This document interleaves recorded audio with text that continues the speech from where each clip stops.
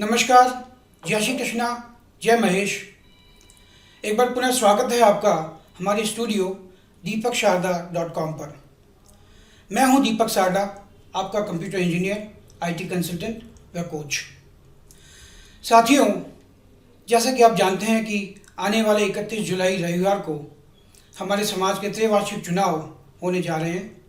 ये चुनाव अपने आप में एक ऐतिहासिक चुनाव होंगे, क्योंकि पहली बार श्री माहेश्वरी समाज, श्री माहेश्वरी महिला परिषद व माहेश्वरी नवग्रह मंडल तीनों के चुनाव एक साथ होने जा रहे हैं। तो आइए इस एपिसोड में हम देखते हैं कि एक मतदाता के रूप में आप अपना मतदान कैसे करें। आइए एक वोटर की नज़र से हम समझते हैं अपनी मतदान या वोटिंग प्रक्रिया को। तो 3 चरणों में हम इस प्रक्रिया को विभाजित करते हैं। चुनाव वाले दिन जब आप घर से निकले यानी कि 31 जुलाई को, तो आपको पहले क्या तैयारी करनी है, मतदान स्थल पर पहुंचने के बाद आपको क्या करना है, और मतदान स्थल पर आपके पोलिंग बूथ में जब आप वोट डालने पहुंचे तब आपको किन चीज़ों का ध्यान रखना है, इस बारे में हम बात करते हैं। तो 31 जुलाई को जब आप घर से बाहर निकले तो निकलने से पहले आपको इन 4 आईडी प्रूफ यानी कि Aadhaar card, photo, PAN card, passport या गवर्नमेंट वोटर कार्ड, इन चारों में से किसी एक डॉक्यूमेंट को अपने साथ लेना ज़रूरी है, क्योंकि इसी के बेसिस पे आपको वोट डालने के लिए वहाँ इजाज़त दी जाएगी। अब इसके साथ में आपको एक मतदान पर्ची होती है जिसमें आपका मत क्रमांक लिखा हुआ रहता है। ये पर्ची आपको अमूमन सभी प्रत्याशी आपके घर पे भिजवाने की कोशिश करते हैं। इस पर्ची में क्या चीज़ ध्यान देने की है कि अगर आप नवयुवक मंडल के प्रत्याशी हैं तो आपका नवयुवक मंडल का ये जो मत क्रमांक है ये काम आएगा। अगर आप महिला परिषद के प्रत्याशी हैं तो आपका महिला परिषद का मत क्रमांक काम आएगा, और अगर आप समाज के प्रत्याशी हैं तो आपको अपना समाज के मत क्रमांक का ध्यान रखना ज़रूरी है। साथ ही आपको, क्योंकि बहुत सारे लोगों को आपको वोट देना होता है, सभी चौकड़ियों से आपके प्रत्याशियों को चुनना होता है, तो ये बहुत मुश्किल होता है कि हम किसको वोट दें, किसको ना दें और उसको कैसे याद करें। तो एक इस तरह की एक सैंपल मैं आपको पर्चियाँ बता रहा हूँ जिसमें आप चौकड़ी वाइज जो भी प्रत्याशी हैं उनको आप नोट कर सकते हैं। जैसे समाज के अंदर अध्यक्ष को 1 वोट देना है तो आप जिस भी प्रत्याशी को वोट देना चाहें उसका बैलेट नंबर आप यहाँ नोट कर सकते हैं। ये पर्ची भी अमूमन आपको सभी प्रत्याशी आपको अपने अपने फेवरेट प्रत्याशियों की आपको घर पे पहुँचाते हैं, जिसको आप अगर साथ में लेके जाएंगे तो आपको मतदान करने में बहुत सहूलियत रहेगी। तो इस बार पर्चियों में आपको समाज के प्रत्याशियों का भी नंबर रहेगा, आपको महिला परिषद के प्रत्याशियों का भी नंबर रहेगा, और साथ में आपको नवयुवक मंडल के प्रत्याशियों का भी नंबर रहेगा, और उसको आप अपने साथ लेके जाइएगा और आप उसको अपनी पॉकेट में डाल के लेके जाइएगा, क्योंकि अदरवाइज ये पर्ची आपसे वहाँ छीनी जा सकती है।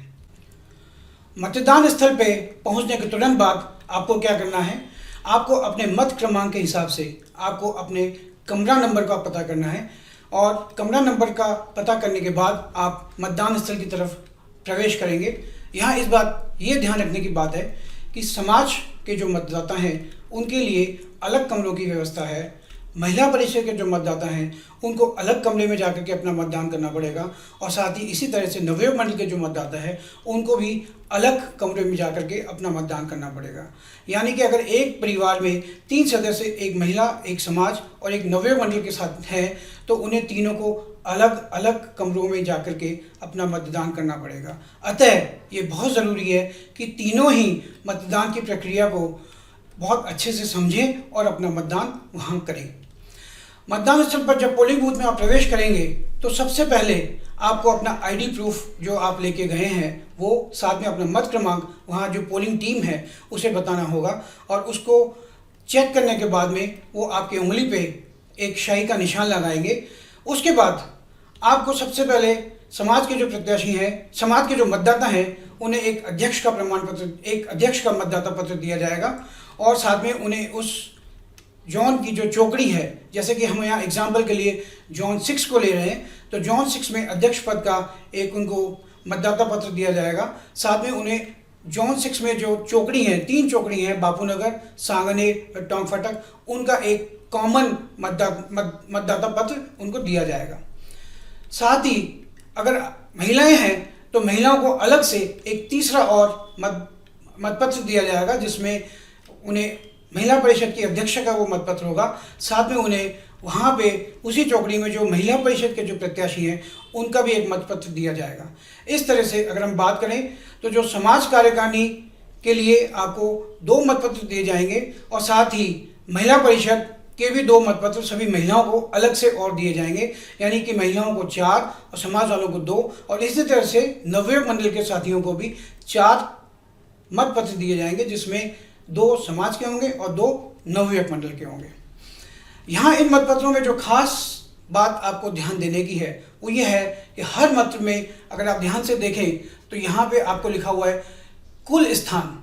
ये कुल स्थान का मतलब कि इस मतपत्र में आपको सिर्फ एक प्रत्याशी को चुनना है।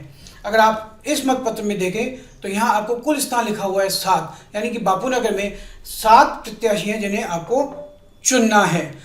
टोंक फाटक में यहाँ लिखा हुआ है 8, यानी कि 8 प्रत्याशियों को आपको यहाँ चुनना है। इसी तरह सांगानेर में आपको 3 प्रत्याशियों को यहाँ चुनना है।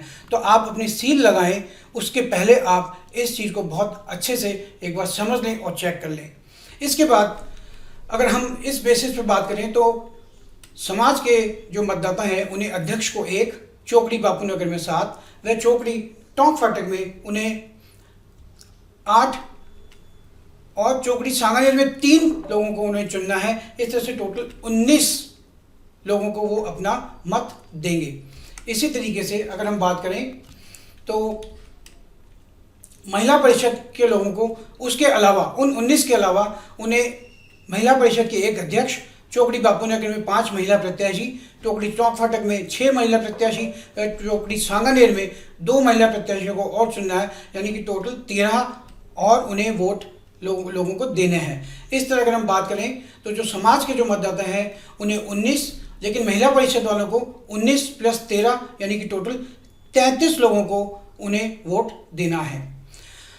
अब आपको अपने मनपसंद प्रत्याशी को चुनना है। उसके लिए आपको वहाँ एक सील दी जाएगी जिसको आपको कहाँ लगाना है, आपको आपके जो भी प्रत्याशी आपके हैं पसंद के, उन्हें आपको वो सील वहाँ लगा करके उनको चुनना है, जिस तरह से यहाँ पे आपको हमने दिखाया अपने वीडियो में। इसी तरीके से समाज के अंदर चौकड़ी के समाज के जो कार्यकारिणी के जो सदस्य हैं, जिस चौकड़ी में 8 स्थान है वहाँ आपको किन्हीं 8 लोगों को आपको ये सील लगा करके चुनना होगा। ध्यान रखें, आपके जितने स्थान हैं उतने से ज़्यादा अगर आपने सील लगाई तो आपका उस चौकड़ी का मत निरस्त कर दिया जाएगा। इस चीज़ का आपको विशेष तौर पे ध्यान रखना है।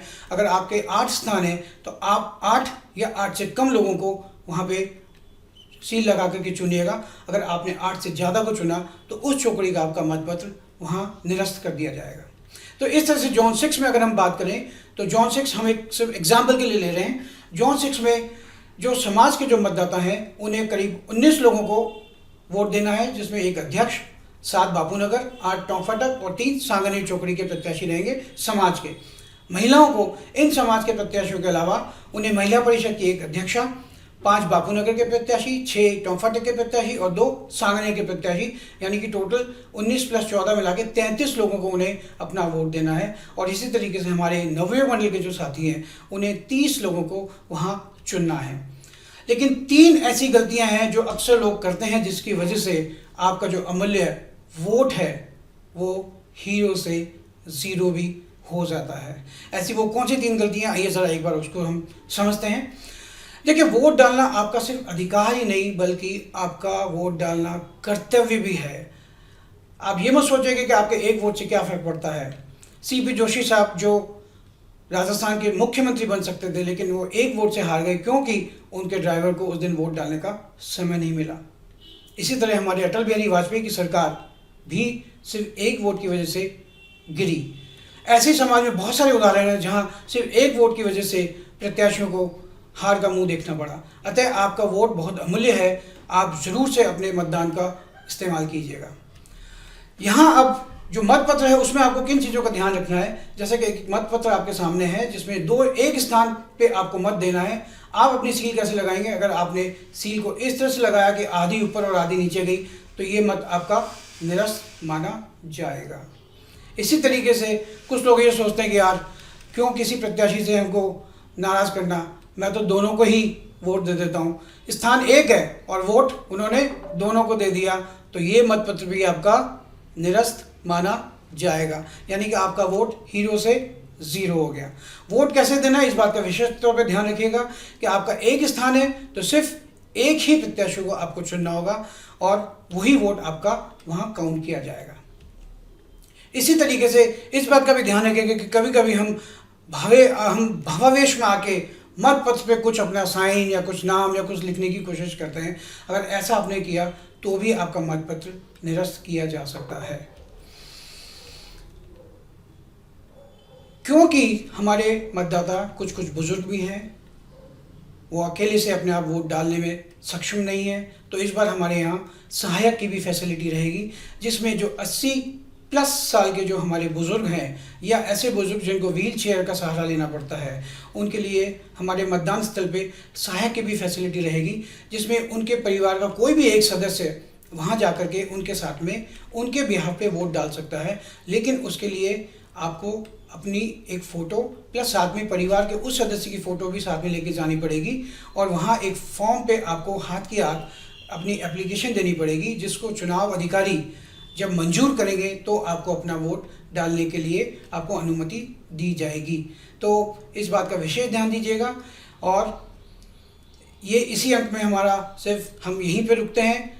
अपने आने वाले अंकों में हम और आपको इसी तरह की जानकारी देंगे। साथ ही अगर IT टेक्नोलॉजी को आप सीखने और अपने बिजनेस में करियर में इस्तेमाल करना चाहें तो आप हमारे इस चैनल को जरूर से सब्सक्राइब कीजिएगा, क्योंकि ऐसे बहुत सारे वीडियोस हम आपको देने वाले हैं जिससे आप अपने बिजनेस को कैसे बढ़ाएं इसके ऊपर आपको जानकारी दी जाएगी। तो इसी के साथ बहुत बहुत धन्यवाद। हमसे जुड़े रहने के लिए आपको बहुत बहुत शुक्रिया। मैं दीपक सारडा, आपका कंप्यूटर इंजीनियर, IT कंसल्टेंट व coach, signing off. Deepak Sarda, thank you.